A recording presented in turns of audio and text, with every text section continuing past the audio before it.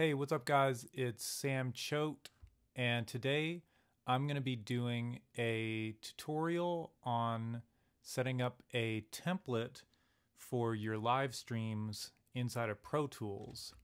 We've been having a lot of live streaming going on, and admittedly some of it has been pretty good, and as many of us know, some of it has been not the best quality. And so the ones that really stand out to me seem to be the streamers that are taking the time to research and learn about the necessary hardware and software solutions for making the live stream a quality experience. Granted, that's not everything. The most successful people I find have large fan bases and people that really want to support them.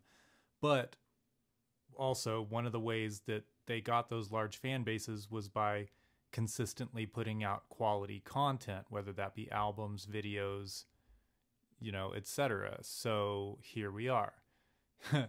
So also there's a lot of content out there regarding initial steps of what you need to get your computer ready, probably some different cameras that are better or worse or whatever that you might want to take a look at. And how to get everything routed through Pro Tools and into OBS and all that. If you guys want me to do a video on that, I will.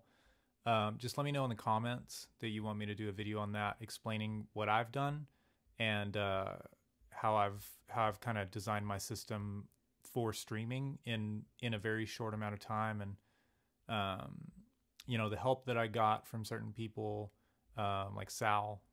Gerald Salzarullo, one of my friends, really helped me get this off the ground. Just let me know in the comments if you want me to do something like that. But in this video, I'm going to just set up this template in Pro Tools for live streaming so that I can save time jumping into, you'll be able to save time jumping into your next live stream, whether that be just by yourself or like what I've been doing where it's either me or hosting other songwriters or having a host on with me, which is kind of the format that I want to be doing. So you guys can already see I've got my voice in the host, which is just in mic 1. First, a little bit of hardware stuff. So I have a very small and limited interface right now. That's actually it's one of the next things to upgrade, and it's also one of the last things I haven't upgraded. I've put a lot of time and money and blood, sweat, and tears, all that good stuff into the studio here recently, and the interface is going to get upgraded next. So what I'm doing is a workaround, because I'm telling you, I bought this interface with probably my first paycheck from my very first job working at Sonic in the town I grew up in. And I just thought I was so ballin' back then, because I made, I had like $300, and I think I spent it all on a Focusrite Scarlett 8i6. And at the time, it was killer for me. It upped my game. It was great. Now I'm starting to outgrow it. So that being said, I've got 2 preamps on the front. I've got some line inputs on the back, and that's it. So I'm like 2 and 2. Without doing optical, or actually it doesn't have optical, without doing a SPDIF or gosh, I'm trying to think what the eight inputs are. They really stretch those numbers. But anyways, my workaround right now is I've actually expanded out and used those line ins on the back to plug in my little, looks like about a 6-channel mixer. Again, they stretch those and say it's like a 12 because whatever, but it's got 4 full preamps and then 2 channels that you can do like line ins that are a little bit more limited in their flexibility. But so I'm running, I can run some additional things into that and then into the line ins on the back. So that kind of expands me out just a little bit in the time between now and when I get my new interface. So now that all of that stuff is covered, I'm going to make some new tracks here in Pro Tools. This is my stream template. We will be saving this as a template, and what I'm going to do is make a singer-songwriter template for live streaming. So we're going to do, let's see, we've got the host, and we'll probably do, let's say, vocal, guitar, and probably a room mic for that lovely studio ambience. And make those real quick and then rename them. I'm pretty sure there's a quicker keyboard shortcut for running through these, but if you know it, leave it in the comments for me. I'd really appreciate that. So we got vocal, guitar, click, and then what did I say? Room. Here we go. And then we're gonna give them some fun colors. I feel like a host is green. It's like a color that Dan Rathers. Anyways, he would probably wear green. Vocal, I usually make the brightest color on the board to me, which is, well, not the brightest because that one kind of hurts my eyes, but it's pink. The guitar, make it a lovely kind of brownish, kind of something color like that. That works. It's like yellow gold. Don't judge my colors. And room, I'm going to make kind of a nice, that color. Doesn't really matter. Just pick some colors. So the room mic I'll be using is most likely going to be my Aston Spirit in Omni mode. The guitar I will be miking up with something. I don't know what yet. Y'all hear that fly? It's gone now. And then the vocal, we'll see. We'll do some experiments on what mics we use for what, but it's going to be cool. In fact, well, we'll get to that. I was going to say, I may even use my little field recorder as a room, do a stereo room setup, but we'll just have to get into that later because I don't want to get too complicated for this initial one. So I'm also going to make a master track. I should have done this to begin with. Stereo, master fader. And one of the first things I'm going to do actually is just put a lovely, the solid bus comp. There's that fly again. The devil, dude. Here we go. And I like to either throw the mix glue or the preset mix glue or mix bus. I'm more familiar with this one. And then I open up that attack. Oh my gosh, that fly is driving me crazy, dude. I'll open up that attack to 30 milliseconds, generally with sessions that have drums on them. Work the threshold to where I want it. That ratio I normally turn down just a little bit. What I look for is just kind of limiting by about -4 dB at the most, just on the loudest parts. I like to leave the release on auto or quick. So that's pretty good. Again, this is just a template, so depending on how much gain reduction I'm getting, you know, I'll work the makeup gain, things like that. And if you're just looking for something like stock, if you guys want, dude, there's absolutely nothing wrong with using this wonderful stock Pro Tools compressor. This thing is fantastic, and if you know how to use compression, then it's going to take you a long way. Look, like if you don't know how to use compression, then buying fancy plugins isn't going to make your skills any better. So I would just encourage you, if you're learning the ropes and stuff and getting your feet wet, stick with this thing, man. It is fine. It's got everything you need on it. It's even got side chain on it. It's great. So I'm going to remove that for now and just leave the bus comp on there. As far as the room goes, I'll probably end up putting just a splash of reverb on that. Again, if you're just working with stock stuff, I think Deverb is really nice. Oh, and you know what? I'm a bad person. I need to do this a better way. Don't forget your aux tracks, kids. Here we go. Yeah, so what I meant to say is that I would put a little bit of a send, and we'll go, I have one named Ambient Reverb. That sounds good to me. Boost it up to 0, Unity, and then we'll throw that either Deverb, or if you've got something else nice that you like, then you can go for that. I'm going to use RC48, and then I'm just going to kind of pick something right now. This universal is giant, so I'm actually going to tone it down a little bit, and I'll of course listen to these things before I just go and jump and hit the stream button. But I just want to get started here. I'll probably bring that down by a fair amount. I should be able to just monitor that and see what it sounds like by changing my input here. Hey, check. Hey, 1, 2. So now I'm coming in this room, or this room channel, and I'm going to activate our input over here. So we're looking for that ambient reverb. Hey, 1, 2. So that's huge, right? So we're gonna do a little bit less than that. Hey, 1, 2, check. Hey, 1, 2, check. 1, 2. Hey, 1, 2, check. Check. Hey, check, check, check. There we go. Just a little bit of liveliness. That's going to be something that, like, it'll catch a little bit of everything on that room mic, and we'll just kind of mix it into taste. Again, I'm not just going to leave everything flat like this. We're just getting in the ballpark for a template, and then it'll be kind of a case-by-case basis depending on what songwriter we have in the studio that day. As far as vocals go, I actually just downloaded this new plugin. It's free, TDR Nova. I freaking love that. The first thing I'm going to do, like I did on my vocal channel though, is actually just do a super simple one band EQ high pass at about 100. Boom.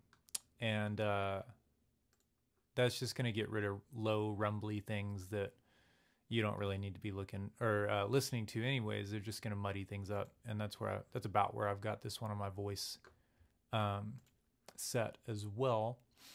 So that's good for me there. I'm probably also going to bring in good old 76 on that track. Just grab that vocal preset for the time being, and I'll dial it in closer when I've actually got the person on the mic. Similar thing with the guitar. I'll probably actually pull in one of my, I actually really like the passive EQ and the solid EQ. Both of those are really cool. I feel like the solid EQ is a little more powerful, but I can't knock this passive one. I really enjoy it, but for the sake of this not being like a plug-in ad, I'm just going to go pretty quickly. Since this will probably be acoustic, I'm just going to high pass around like 68. If it's just guitar and vocal, I'm not going to high pass super high. I'm just going to leave that be. And then again, can't go wrong with the 76 on there. And I'll just grab that preset real quick. Boom, acoustic guitar, we'll dial it in. Once we get that guitar playing on there. As far as the room, I don't know that I'm really, well, actually I say that, but a little goes a long way here. I'll just do a very similar thing. We'll kind of dial it in with an EQ. Actually, I may want to bring in, can't go wrong with the TDR Nova, but actually on this, I think I'm going to keep it simple. I'll dial that in again by listening. These are all going to be listening and dialing them in during a session. And I've got a session tomorrow. So I'm really excited about dialing these in and then resaving the template for Casey. But as far as this will just help me get up and running tomorrow quicker. So after that room is there, I'm also going to bring in, like I was talking about, that TDR Nova. It's a dynamic EQ. I love this thing, and I'm just going to leave it flat for now. I'm going to dial it in tomorrow. And let's see. So I'm feeling pretty good about this. I've got my high pass here on the host vocal. I've got a little bit of a gate just to filter out a little bit of that noise in the background. Just, it's like air conditioner noise. It just kind of rests at like -6 instead of just making noise on the track. So that way I don't have to work like a mute knob, a mute button, or a fader on a board or something when Casey's going to be playing music, or any other songwriter, I can just like set the mic down or move away from it, and it'll be good to go. Depending on how loud they are, I may have to still mute it so that it's not picking up room stuff, but that's just something we're gonna see tomorrow. Feel pretty good about that. I've got just a touch of ambience on this vocal as well, so that you're not hearing the gating so much. It's just a small room. It's not made to sound like epic so much as it is made to just sound like natural. So let me know if I'm succeeding in that or if I need to make any changes. So I'm going to hide that again. And yeah, I'm feeling really solid about this. I don't know that there's really anything else I want to add to it right now. Oh, actually there is one thing. First of all, let me, of course there is. So I'm gonna rename that, and then I need a vocal reverb, don't I? Those are always fun to do. Boom. Okay. Name it vocal reverb. I almost forgot. It's like one of the most important things. I like to make my reverbs like bright blue, blue-green. Those are good because they are kind of kin to that room ambience. So I'm going to use the same plugin over here, and I'm going to monitor this real quick. So I'm going to change over now.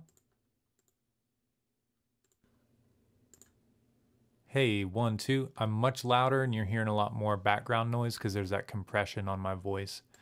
So I'm going to pull, oh, and you hear my breath too. So I'm going to pull that down just a little bit. Vocal reverb. Let's get a send. Boom. And then set my input properly. Check. Check 1, 2. Yeah, to where it's not so massive and ridiculous. And for streams, I like to keep it really simple because I don't want to have to. I'm trying to find a like common ground between it sounding great and me not having to be an audio engineer during. I would love it if I had an audio engineer during the show, but at the moment I just want to be hosting things and like hanging out with the artist and asking them questions and being present with them and not having to work things like this. So like I said, I just want to have something that that works. God, that is distracting when you're talking. Maybe I will have to bypass it. At least it's distracting for me. I just want to have something that works for speech as well as for the vocal when they're singing. So to be honest with you, what I may end up doing, what I may do is go boop, bring that over. So now I've got a small room, whatchamajigger, send and reverb on that vocal. I've got this guy. Hey, check, check, which is nothing. And then in between songs, what I can do is just control click on this. And then when they go to sing, la da da da da, that's a little nicer. And I might, you know, depending on the vibe tomorrow, it's a little thick for me. I also occasionally like to add some EQ after the reverb just to kind of shape it and to just get a little bit more focus out of it. So we'll do more of that stuff during the actual session tomorrow. I may even go live on my Instagram or Facebook setting things up so you guys can see kind of the setup process that we go through when we're getting ready for one of these live streams. Switching back over. Okay, now I'm just talking normally. Let's see. I'm going to actually let me hear something. Hey, 1, 2. Hey, 1, 2. Yeah, I feel like that's a little bit much on this one. So I'm gonna back that off by about 3 dB. Hey, check. Yeah, that's pretty normal. Hey, check. Hey, check. Hey, check. Yeah, that doesn't bother me now. Hey, check. Yep. And then I'm back to my voice. So like I said, guys, this is going to be my template for live streaming tomorrow. Oops. And for the time to come with singer-songwriters, and for myself. If anything changes, I'll do an updated video. For example, when I upgrade my interface and I have more channels to work with, then I can definitely do more instruments, more musicians. I could live stream a band through Pro Tools and like do a full mix, a full production live streaming, which would be just absolutely incredible. I'm really excited about that, and it's not too far off. And the main thing with this is I just wanted to encourage you guys, all of us musicians that are into live streaming right now and getting into it for the first time, maybe, that you can make a good quality live stream with just a little bit of your resources, a little bit of help from other people like I've gotten, and just a little bit of time and effort. You can really take those live streams up a notch from just streaming on your phone on your phone's microphone to actually working with some working with some like dedicated plugins or reverb and compression and EQ at the least. The ones I had done up to this point were actually just run through my live mixing board, which is, like I mentioned earlier, is a small board. It just has onboard. It has some onboard reverbs.